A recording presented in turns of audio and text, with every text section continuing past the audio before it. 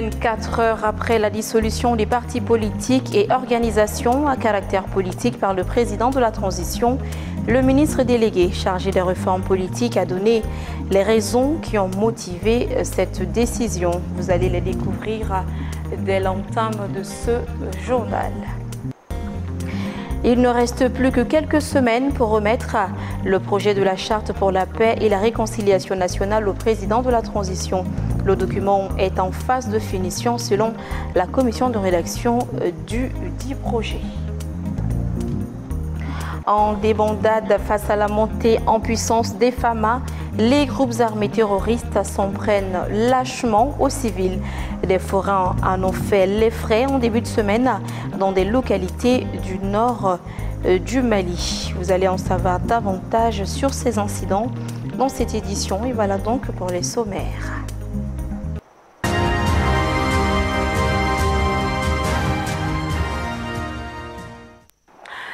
Plates excuses pour ce retard dû à des soucis techniques. Bonsoir à tous et bienvenue dans cette édition. C'est pour éviter la déstabilisation du pays que les autorités de la transition ont pris leurs responsabilités à travers l'adoption du décret portant dissolution des partis politiques et organisations à caractère politique en République du Mali. Ce sont les propos tenus par le ministre délégué auprès du Premier ministre chargé des réformes politiques lors d'un point de presse qu'il a animé ce jour à la primature.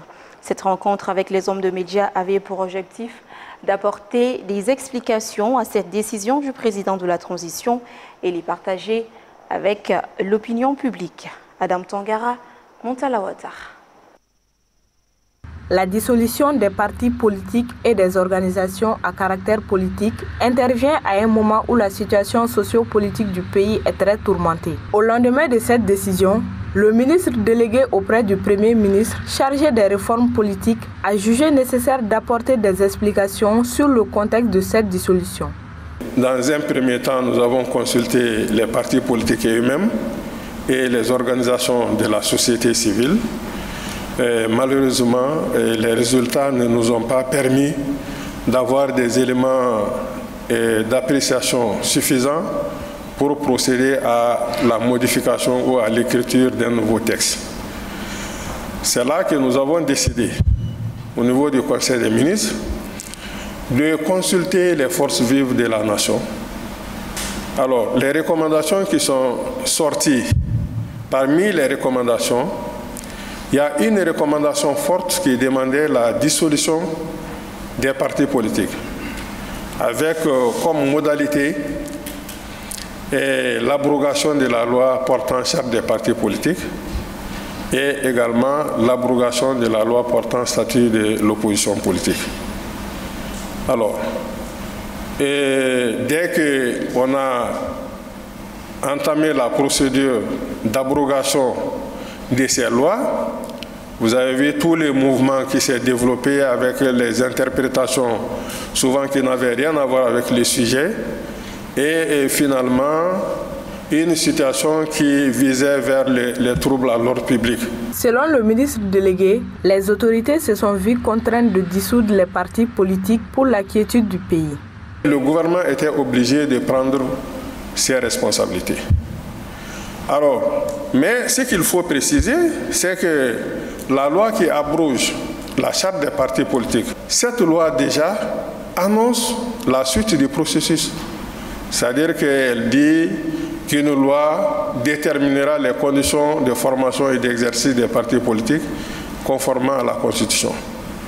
Et ceci peut bien se comprendre. Parce qu'il y avait des possibilités lorsqu'on on entamait ce processus. Est-ce qu'il fallait faire une loi, essayer de régler par des dispositions transitoires le reste des questions? Est-ce qu'il fallait trouver une solution qui clarifie les options à suivre pour pouvoir directement élaborer une nouvelle loi? Nous sommes dans ça. Les partis politiques ne nous ont pas donné l'occasion. L'occasion étant venue des forces vives, le président de la transition a donné suite à ces recommandations, ce qui nous a amené à prendre les décisions. Il a cependant précisé qu'un processus inclusif sera ouvert pour l'élaboration d'une nouvelle loi. Aujourd'hui, nous sommes dans une situation qui nous permet, dans la sérénité, de construire quelque chose de positif pour les Maliens. Maintenant, le processus est ouvert parce que la loi qui est annoncée va être élaborée dans un contexte inclusif. Nous allons faire appel à toutes les personnalités qui peuvent contribuer à élaborer une bonne loi conforme à la Constitution, aux aspirations des Maliens, et une loi également qui tienne compte des recommandations fortes, à savoir qu'il faut réduire le nombre de partis. Avec cette dissolution des partis politiques, le Mali s'aligne sur les partenaires de la Confédération de l'Alliance des États du Sahel. Il rappelle qu'au Burkina Faso et au Niger, les partis politiques ont été également dissous. Je vous l'annonçais tout à l'heure dans les titres, la commission de rédaction du projet de la charte pour la paix et la réconciliation nationale va remettre le document final de la charte au président de la transition dans quelques semaines. L'information a été donnée ce mercredi 14 mai 2025 par la commission en faveur d'une rencontre avec les hommes de médias au Centre international de conférence de Bamako. Le compte-rendu est signé Bakary M. Sidibé. La commission de la rédaction du projet de la charte pour la paix et la réconciliation nationale a pour objectif de concevoir un document de référence nationale qui fixe les bases d'une paix durable, de la réconciliation et du vivre ensemble dans les pays. Selon la commission, après des mois de travaux, la charte est déjà à sa finition. Cette commission qui travaille depuis le mois de janvier dernier et qui aujourd'hui a pratiquement terminé son travail. Nous sommes en train de finaliser le travail. Je crois savoir d'ailleurs que les premières copies sont parties à l'imprimerie. Nous avons été amenés à la réflexion à ajouter d'autres thématiques annexes ou connexes, portant notamment sur le développement économique, ce qui est extrêmement important, portant sur l'environnement, portant sur le chômage et surtout l'emploi des jeunes. Au total, 5 thématiques ont été développées par la commission, à savoir la paix, la sécurité, la réconciliation, la cohésion nationale et le vivre ensemble. Pour la situation sécuritaire, la commission a retenu les problèmes de défense et de sécurité sous le concept général de sécurité nationale. Donc, on a eu le temps largement de faire le tour et d'identifier tous les problèmes auxquels sont confrontés les forces armées de sécurité pour pouvoir les inclure, enfin ce qui peut être mis dans la charte. Dans l'élaboration de la stratégie nationale de sécurité, nous avons retenu que 3 fonctions stratégiques: la protection, connaissance et anticipation, et l'intervention. Nous n'avons retenu ni la dissuasion parce que nous n'avons aucune capacité de dissuasion. S'agissant de la question de la justice, elle a été traitée de façon générale pour sa bonne administration et sa saine distribution. Selon la commission, des éléments nouveaux ont été aussi introduits. Et nous avons jugé nécessaire que la population connaisse de façon générale la définition de la lutte contre l'impunité, la définition de la corruption et de la lutte contre la délinquance financière. Étant un document de référence, un guide, donc que la justice se trouve là-dedans et que des actions concrètes ont été identifiées quand même pour la bonne administration et la saine distribution de notre justice. Je pense que ça, c'est un aspect très important.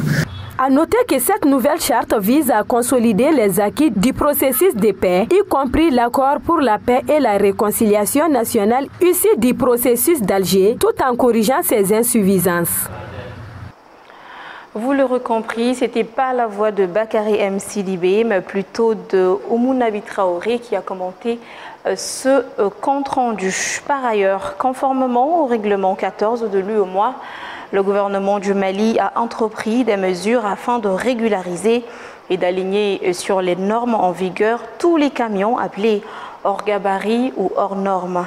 À cet effet, le collectif des gros porteurs du Mali a animé une conférence de presse ce mardi 13 mai 2025 à la Maison de la Presse de Bamako. L'objectif était d'alerter l'opinion publique et les autorités sur les difficultés majeures que traverse le secteur du transport routier et plaider pour des mesures urgentes afin d'améliorer les conditions de travail des transporteurs. Gabriel Keita, Djibril Tolo avec la voix de Alousseyni Diallo.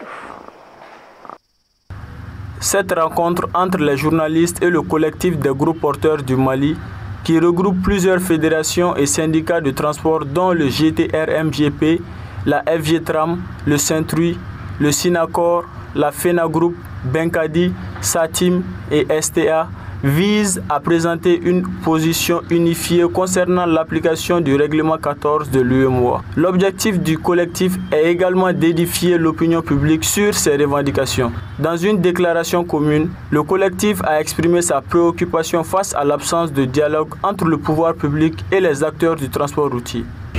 Nous sommes réunis aujourd'hui pour informer les citoyens et les professionnels du secteur du transport sur les récentes décisions ministérielles qui impactent notre domaine. 2.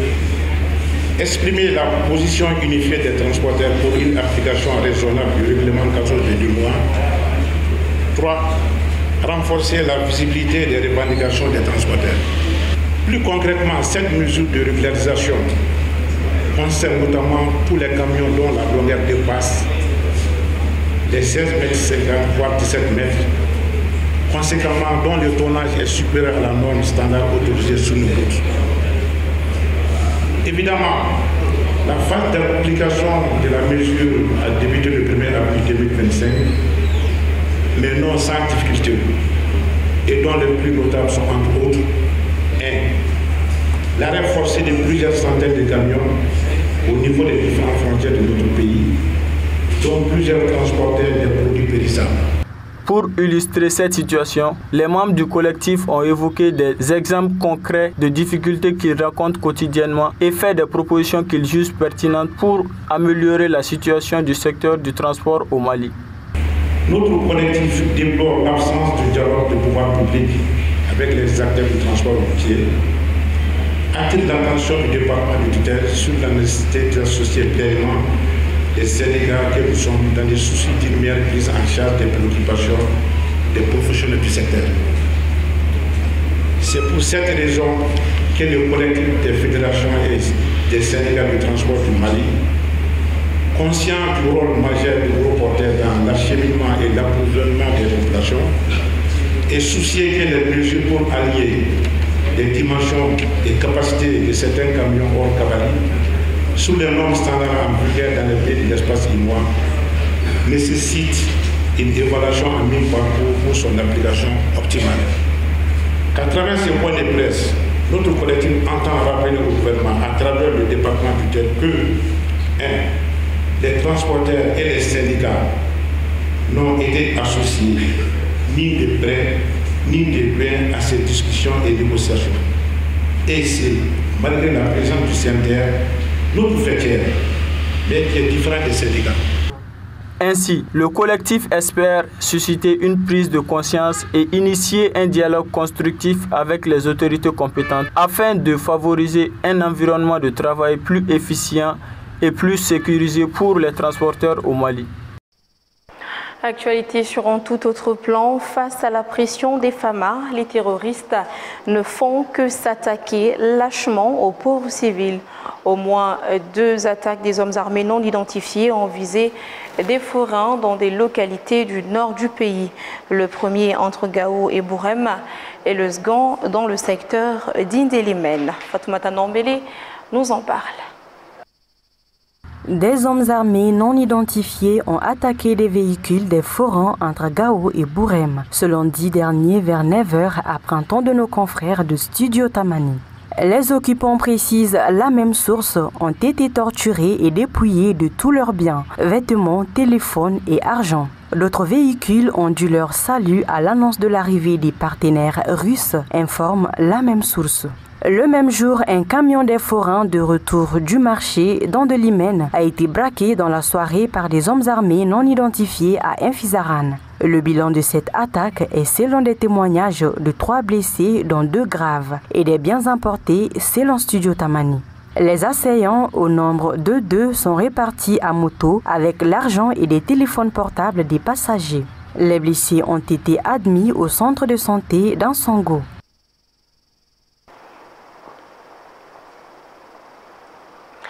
La mairie du district de Bamako, à travers ses 2 comités syndicaux, a organisé une cérémonie de remise d'attestation à ses partants à la retraite au titre de l'année 2024 et 2025. La cérémonie qui s'est tenue ce mercredi 14 mai 2025 avait eu pour objectif de leur exprimer la reconnaissance de la mairie pour le travail accompli. C'était en présence du président de la délégation spéciale et du représentant du ministre de l'administration territoriale. Rukiatou Souri Dambélé sur les images de Aliou Sidibé et de Mantala Ouattara.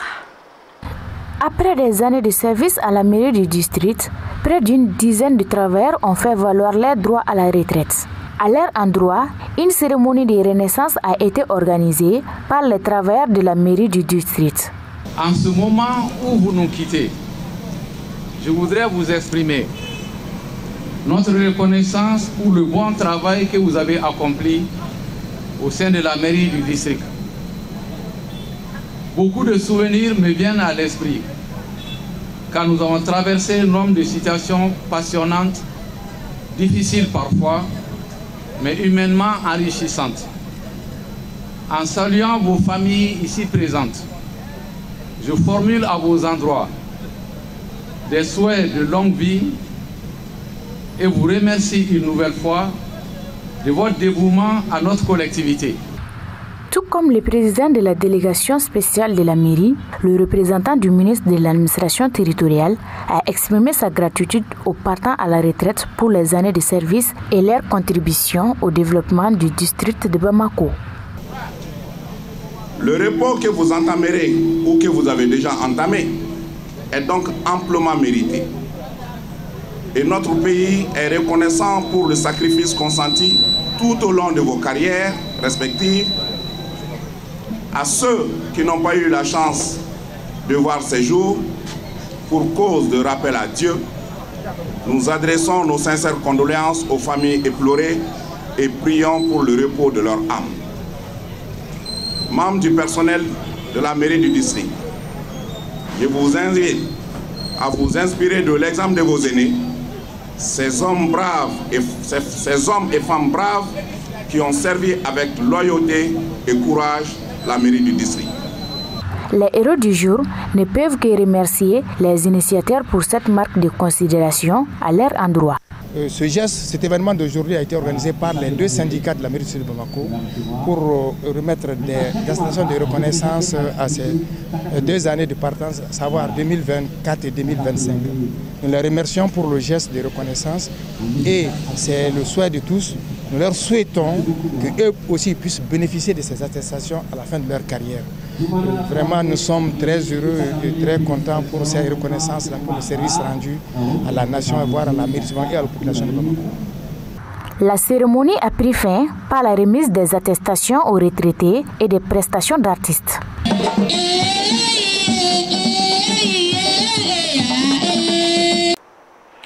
Ségou a vibré au rythme de la culture malienne ce week-end.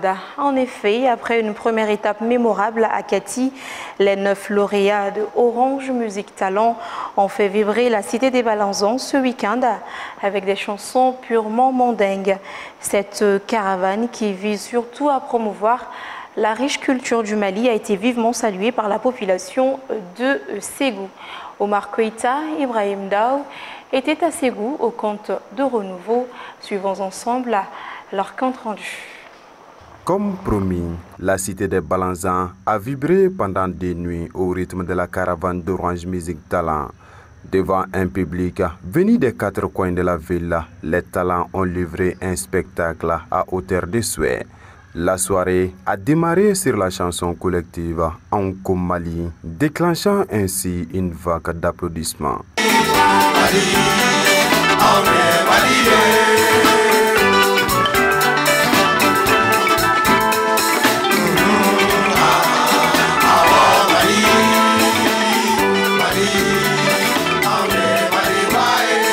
Après cette première sortie collective, avec des chansons individuelles, les talents ont donné une nouvelle dimension à la soirée.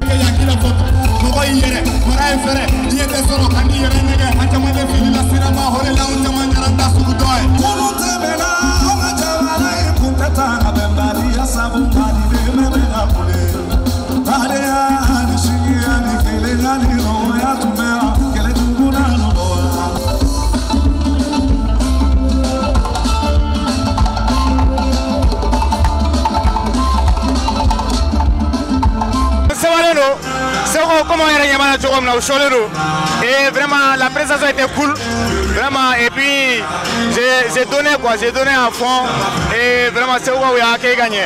Vraiment on est très content.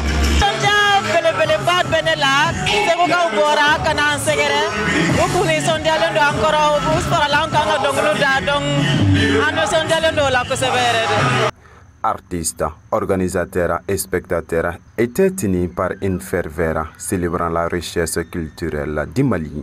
Awani sonjara en fen chama famia la parce que ma dongli doronda iba don dongli te ka son doronje quoi kuna foli ba konna la an ke nyon fe anemo quoi ben ke le andoro ore bisa ka jamana la obliga an sigile an dongli numme tiara la ajara et puis dongli nu nafa baba la akoro ka bon quoi.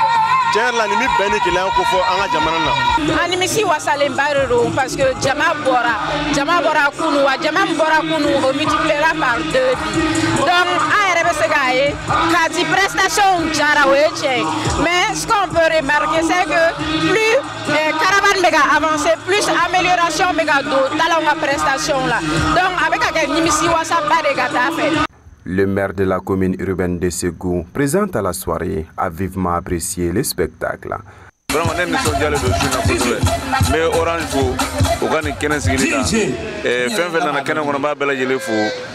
vraiment, Ségou commune Ségou conseil communal folie en taille. À côté des lauréats d'Orange Music Talent, d'autres artistes de renommée ont pris part à la caravane, notamment Koko Dambélé, Bouye Kouyaté, Lévisi 501, Laure Makaveli et Yang BG. Ils n'ont pas manqué de saluer l'initiative. Parce que pourquoi il participe beaucoup au développement de notre culture aujourd'hui au Mali. Orange donne la possibilité à la jeunesse malienne, des jeunes artistes, de s'évoluer. Mais